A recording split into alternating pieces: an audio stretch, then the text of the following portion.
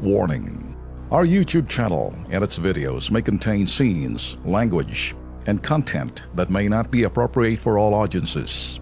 These videos include surveillance footage, undercover pursuit of suspects, actual police and rescue operations, and fearless confrontations. If you do not approve of the content, please do not watch our videos. If you wish to continue, we strongly advise that you proceed with caution. Viewers' discretion is advised. Ito pong mga personal natin pong mga sinilip na problema dyan po sa kalsada o sa Caloocan, perwisyo raw sa mga motorista, mga sasakyan nila, nasisira raw dahil po sa lubak-lubak na kalsada. Panuorin po natin ito.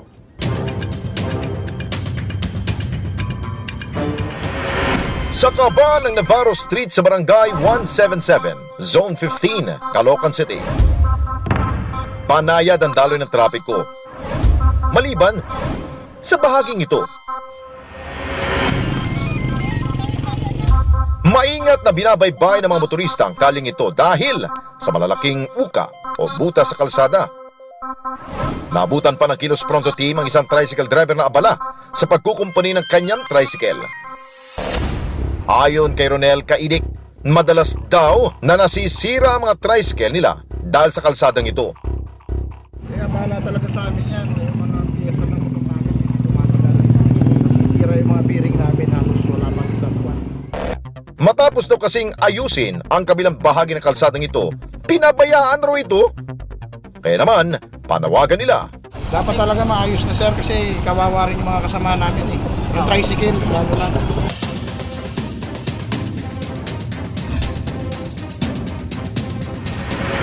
Okay, napaka-simple hong problema ho dyan, yung kalye na yan sa Caloocan City. Kaya tawagin ho natin ang pansin ang Engineering Office ho ng Caloocan City Government. Walang iba kundi si Architect Numer Bater. Architect, magandang gabi ho sa inyo. Magandang gabi po, Sir Ben, Sir Alex. Apo, Architect, anong pwede ho nating masolusyonan po dito? Napaka-simple lang hong problema. Medyo baka pwede ho nating patagin ho yan para hindi na ho medyo nagkakaroon po ng problema ng ating pong mga motorista ho dyan.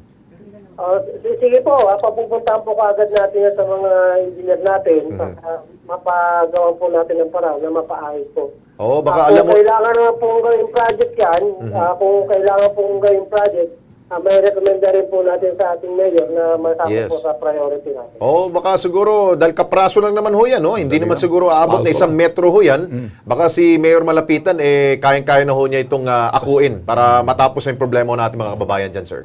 Opo, gagawin po natin kagad ng paraan. Okay, hahawakan ho namin ang inyo pong pangako, sir.